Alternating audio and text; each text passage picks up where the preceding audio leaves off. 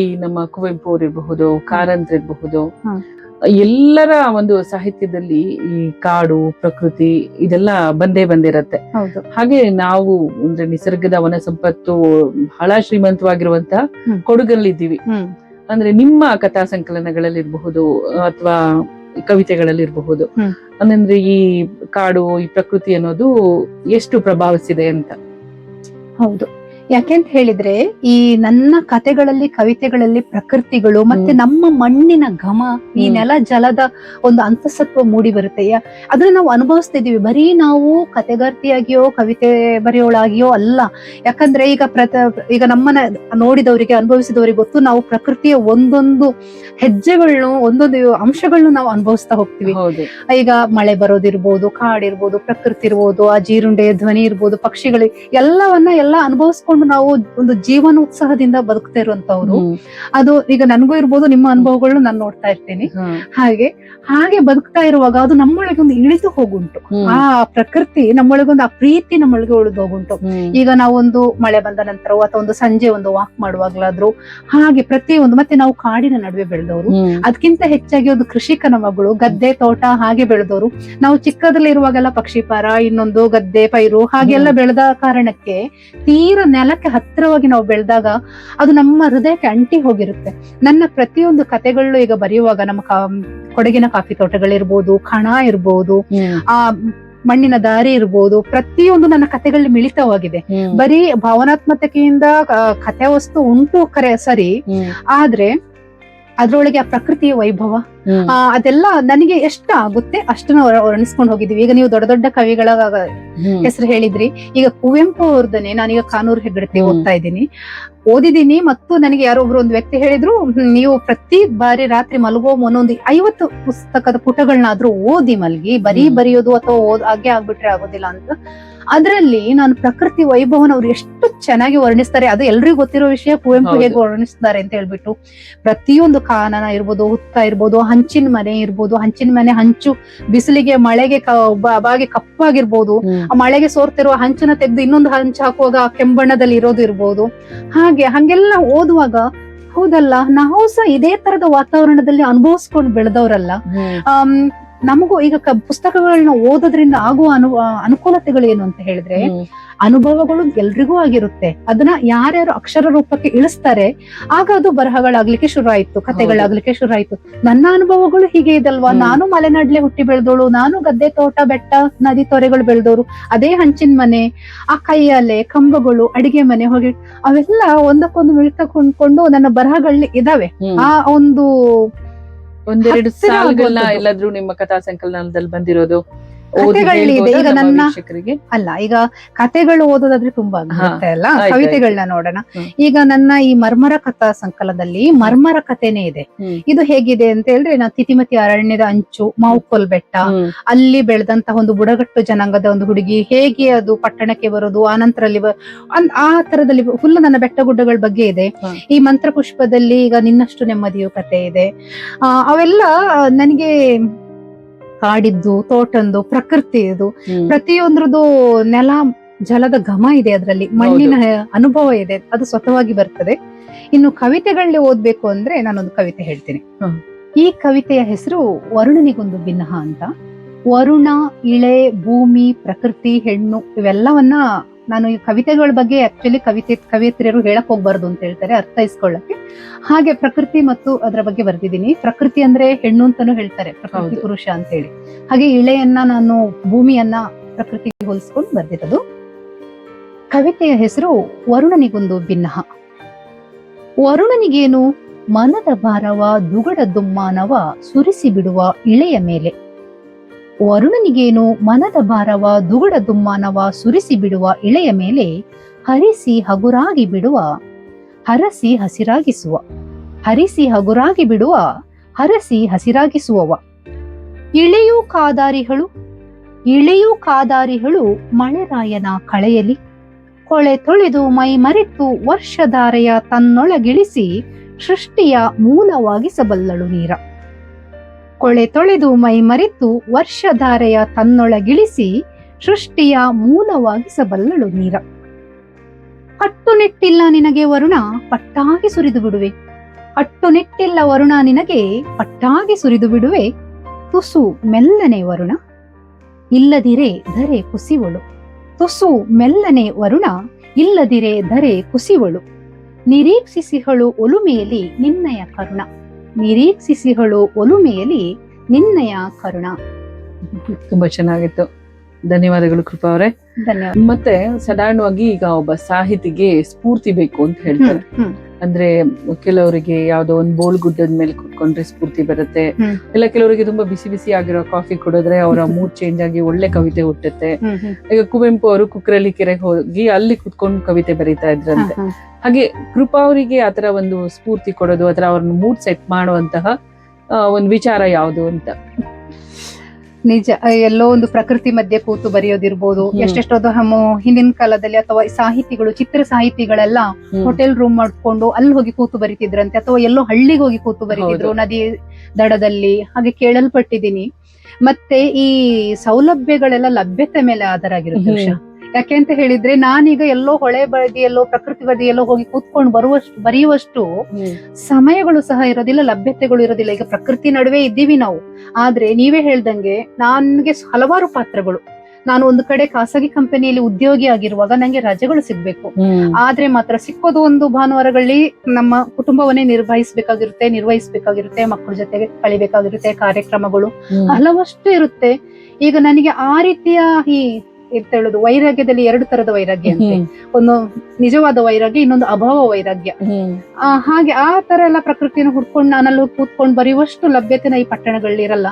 ಹಳ್ಳಿಗೆ ಹೋದಾಗ ಕೆಲಸಗಳೇ ಆಗಿ ಹೋಗ್ತದೆ, ತೋಟ ಗದ್ದೆಗಳು. ನಾನು ಅಲ್ಲೇ ಇದ್ದಿದ್ರೆ, ನಾವು ಚಿಕ್ಕದ್ರೆಲ್ಲ ಓದುವಾಗ ತೋಟಕ್ಕೆ ಹೋಗಿ ಒಂದು ಮರದ ಬುಡದಲ್ಲಿ ಅಥವಾ ಕಾಫಿ ಮರದ ಗಿಡದ ಕೆಳಗೆ ಗೋಣಿ ಹಾಸ್ಕೊಂಡು ಪಾಠ ಓದ್ತಾ ಇದ್ದು, ಪಾಠ ಓದುವ ನೆವದಲ್ಲಿ ಕತೆ ಪುಸ್ತಕ ಇಟ್ಕೊಂಡು ಅದನ್ನು ಓದ್ತಾ ಇದ್ದು. ಹಾಗೆ ಇಲ್ಲಿ ನಾನೇನ್ ಮಾಡ್ತೀನಿ, ನನಗೆ ಈಗ ನೀವು ಹೇಳ್ದ ತರಹ ಇಲ್ಲ. ನಾನೇನ್ ಮಾಡ್ತೀನಿ, ನನ್ನ ಕೆಲಸಗಳನ್ನೆಲ್ಲ ಮುಗಿಸ್ಕೊಂಡು ನನ್ನ ತಲೆ ಒಳಗಡೆ ಓಡ್ತಾ ಇರುತ್ತೆ. ಆಗ ನಾನು ಎಲ್ಲಾ ಕೆಲಸಗಳನ್ನ ಬದಿಗೊತ್ತಿ ಅಥವಾ ಮುಗಿಸಿ ಬೆಡ್ರೂಮ್ ಬಾಗಿಲು ಹಾಕೊಂಡು ಹಾಸಿಗೆ ಮೇಲೆ ಕುತ್ಕೊಂಡು ಗೋಡೆ ಕಡೆ ಮುಖ ಹಾಕೊಂಡು ಬರೀಲಿಕ್ಕೆ ಶುರು ಮಾಡ್ತೀನಿ. ನನ್ನ ಡಿಸ್ಟರ್ಬ್ ಮಾಡ್ಬೇಡಪ್ಪ ಅಂತ, ಅವ್ರಿಗೆ ಬೇಕಾಗಿರೋದನ್ನೆಲ್ಲ ಕೊಟ್ಟು. ಹಾಗೆ ಇಲ್ಲ, ಕೆಲವೊಮ್ಮೆ ಅದು ಒದ್ಕೊಂಡು ಒಳಗಡೆಯಿಂದ ಒತ್ತಡಗಳು ಬರಿಬೇಕು ಅಂತ ಬರ್ತದಲ್ಲ, ಆಗ ಮಧ್ಯರಾತ್ರಿ ಎದ್ದು ಕೂತು ಬರ್ದಿದ್ದು ಸಹ ಉಂಟು. ನಾನು ಇವತ್ತು ಬರ್ದಿಲ್ಲ, ನಂಗೆ ನಾಳೆಗೆ ಆ ವಿಷಯ ಸಿಕ್ಕದಿಲ್ಲ, ಆ ಒಂದು ಏನ್ ಹೇಳುದು ಆ ಓಗ ಸಿಕ್ಕೋದಿಲ್ಲ ಬರೀಲಿಕ್ಕೆ, ಬಿಟ್ಟು ಹೋಗ್ಬಿಡುತ್ತೆ ಆ ನನ್ನ ಕಲ್ಪನೆ, ನಾಳೆಗೆ ಅಷ್ಟು ಬರಲ್ಲ. ಆತರ ಹಾಗೆ ಬರಿತಾ ಹೋಗ್ತೀನಿ. ಇನ್ನದೇ ವಿರಾಮ ವೇಳೆ ಅಂತೇಳಿ ಬರಿಬೇಕು ಅನ್ಸಿದಾಗ ಹಾಕೊಂಡು ಹಿಂಗ್ ಬರಿ. ನನಗೆ ಇಂಥದೇ ಬೇಕು, ಇಂಥದೇ ವಾತಾವರಣ ಬೇಕು ಅಂತಿಲ್ಲ, ನಂಗೊಂದು ಏಕಾಂತ ಬೇಕು, ಯಾರು ತೊಂದ್ರೆ ಮಾಡ್ಬಾರ್ದು.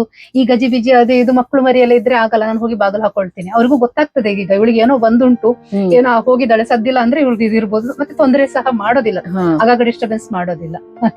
ಓಕೆ. ಮತ್ತೆ ನೀವು ಎಷ್ಟೊಂದು ಬರಹಗಳು ಬರೆದಿದ್ದೀರಾ, ಈಗಾಗ್ಲೇ 5 ಪುಸ್ತಕಗಳಾಯ್ತು ನಿಮ್ದು. ಇದ್ರಲ್ಲಿ ನಿಮ್ಗೆ ಹೆಚ್ಚು ಆಪ್ತವಾಗಿರುವಂತಹ ಪುಸ್ತಕ ಯಾವುದು ಅಂತ ಹೇಳಿದ್ರೆ? ಇದು ತಾಯಿಗೆ ನಿನ್ನ ಮಕ್ಕಳಲ್ಲಿ ಯಾರು ತುಂಬಾ ಇಷ್ಟ? ಅವ್ ಚಿಕ್ಕದ್ರಲ್ಲಿ ಮಕ್ಕಳು ಕೇಳ್ತಾರೆ, ನಿಂಗೆ ನನ್ನ ಇಷ್ಟನಾ ಅಣ್ಣನ ಇಷ್ಟನಾ ಆತರ ಅಂತ. ನಂಗೆಲ್ಲಾ ಪುಸ್ತಕಗಳು ಸಹ ನನ್ಗೆ ಇಷ್ಟನೇ. ಈಗ ಚೊಚ್ಚಲ ಪುಸ್ತಕ ಕವನ ಸಂಕಲನ, ಭಾವದ ಕದತಟ್ಟಿ, ತುಂಬಾ ಕಡಿಮೆ ಪುಟಗಳಿರುವಂತಹ ಕವಿತಾ ಪುಸ್ತಕ ಇದು. ಆದ್ರೆ ಅದು ನನ್ನ ಚೊಚ್ಚಲ ಪುಸ್ತಕ, ನಂಗೆ ಅದ್ರ ಮೇಲೆ ಅಷ್ಟು ಪ್ರೇಮ ಇದೆ. ಹಾಗೇನೆ ಇವೆರಡು ಕಾರ್ಪಣ್ಯದ ಹೂ ಅಂತೇಳಿ ಕವನ ಸಂಕಲನ, ಕವಿತಾ ಎಲ್ಲ. ಹಾಗ ಕವಿತೆಗಳು ನನಗೆ ಒಂದು ಎಂತ ಹೇಳೋದು, ಅಮೂರ್ತ ಭಾವವನ್ನ ವ್ಯಕ್ತಪಡಿಸಿ ಅಕ್ಷರಗಳ ರೂಪಕ್ಕೆ ಹಾಕಿ ಅದರ ಭಾವಸಾಗರದಲ್ಲಿ ಎದ್ದು ಮಾಡಿ ಬರೆದಂತ ಕವಿತೆಗಳು ನನಗೆ ತುಂಬಾ ಇಷ್ಟವಾಗೋದು ಕವಿತೆಗಳೇ. ನನ್ಗೆ ಬರ್ಸ್ಕೊಳ್ಳೋದು, ಏನೋ ಒಂದನ್ನ ಹೇಳ್ಬೇಕು ಹೇಳದಿರುವಂಗಿರ್ಬೇಕು, ಅದೆಲ್ಲ ಒಂದು ಇದು ಉಕ್ಕಿ ಬರುವಂತದ್ದು ಕವಿತೆಗಳಲ್ಲಿ. ಹಾಗೆ ಆದ್ರೆ ನನಗೆ ಕತೆಗಳು ಬರ್ಸ್ಕೊಂಡು ಹೋಗ್ತವೆ. ಒಂದು ಸಂದರ್ಭಗಳು ಎಲ್ಲೋ ಕಾಡಿ ಬೇಡಿ ನನಗೆ ಘಟನೆಗಳು ಎಲ್ಲ ಒಂದು ದಾಖಲಾಗ್ತಾ ಹೋಗ್ತದೆ ಮನಸ್ಸಲ್ಲಿ. ಯಾವುದೋ ಒಂದಿನ ನನಗೆ ಈಗ ಪ್ರಕೃತಿ, ನೆಲ, ಜಲ ಎಲ್ಲವೂ ಇದ್ರೊಳಗೆ ಒಂದಾಗಿ ಹೋಗುದು, ವಿಷಯಗಳಿರ್ತವೆ, ವಿಷಯಗಳನ್ನ ಹೋಗ್ತಾ. ಹಾಗೆ ಕಥಾ ಸಂಕಲನ ನನಗೆ ತುಂಬಾನೇ ಇಷ್ಟ. ಹಂಗೆ ನೋಡೋದಾದ್ರೆ ಈ 2 ಕಥಾ ಸಂಕಲನಕ್ಕೆನೆ ನನಗೆ ಪ್ರಶಸ್ತಿ ಸಿಕ್ಕಿದ್ದು. ಮರ್ಮರಕ್ಕೆ ಆಜೂರ ಪ್ರತಿಷ್ಠಾನದ್ದು, ಮಂತ್ರಪುಷ್ಪಕ್ಕೆ ಗೌರಮ್ಮ, ಕೊಡಗಿನ ಗೌರಮ್ಮ, ಎಲ್ಲವೂ ನನಗೆ ಇಷ್ಟನೇ. ಆದ್ರೆ ಪ್ರಶಸ್ತಿ ಸಿಕ್ತು ಅಂತ ಹೇಳಿ ಅವುಗಳನ್ನ ಇಷ್ಟ ಪಡೋದು ಹಂಗೆ ಅಂತಿಲ್ಲ. ನಂಗೆ ಎಲ್ಲಾ ಪುಸ್ತಕಗಳು ತುಂಬಾ ಇಷ್ಟ. ಮಂತ್ರಪುಷ್ಪ ಇಷ್ಟ ಅಂದ ಭಾವದ ಕದತಟ್ಟಿಯಿಂದ ಹಿಡಿದು ಮಂತ್ರಪುಷ್ಪದವರೆಗೂ ಸಹ ನಂಗೆ ಇಷ್ಟವೇ. ಕೃಪಾ ಅವರೇ, ಕೊನೆಯದಾಗಿ ಒಂದ್ ಪ್ರಶ್ನೆ ಏನಂದ್ರೆ, ಇವತ್ತಿನ ಕಾಲಘಟ್ಟ ಹೇಗಿದೆ ಅಂತಂದ್ರೆ ಎಲ್ಲವೂ ಸೋಷಿಯಲ್ ಮೀಡಿಯಾದಿಂದನೇ ನಡೀತಿದ್ಯೇನೋ, ಅದರಿಂದನೇ ನಿರ್ಧರಿತವಾಗ್ತಾ ಇದೆಯೇನೋ ಅನ್ನೋ ರೀತಿನಲ್ಲಿ ನಡೀತಾ ಇದೆ. ಈಗ ನಮ್ಮ ಒಂದು ಬಾಲ್ಯಕ್ಕೆಲ್ಲ ಹೋಗೋದಾದ್ರೆ ನಾವೆಲ್ಲ ಎಷ್ಟೊಂದು ಮ್ಯಾಗಝಿನ್ಗಳು ನಮ್ ಕಣ್ ಮುಂದೆ ಇರ್ತಾ ಇತ್ತು. ಚಂದನ, ಚಂಪಕ, ಬಾಲಮಂಗಳ, ಈ ತರದ್ದೆಲ್ಲ. ಆಮೇಲೆ ಎಷ್ಟೊಂದು ಜಾನಪದ ಕಥೆಗಳನ್ನ ನಾವು ಮನೆಯಲ್ಲಿ ಅಜ್ಜಿಯಿಂದ ಕೇಳ್ತಾ ಇದ್ವಿ, ಅಜ್ಜನಿಂದ ಕೇಳ್ತಾ ಇದ್ವಿ, ಇಲ್ಲ ಕೆಲಸ ಮಾಡೋ ಇವರಿಂದ ಕಥೆಗಳನ್ನ ಕೇಳ್ತಾ ಇದ್ವಿ. ಎಷ್ಟು ಕಥೆಗಳು ನಮ್ ಸುತ್ತ ನಮ್ಗೆ ನಾವು ಬೆಳೆದು ದೊಡ್ಡವರಾಗೋವರೆಗೂ ಕೇಳದ್ ಸಿಗ್ತಾ ಇತ್ತು. ಎಲ್ಲೋ ಯಾರೋ ದೆವ್ವದ ಕತೆ ಹೇಳೋರು ಅಲ್ವಾ, ಇನ್ನೆಲ್ಲೋ ಭೂತ ಬಿಡ್ಸಿದ ಕತೆ ಹೇಳೋರು.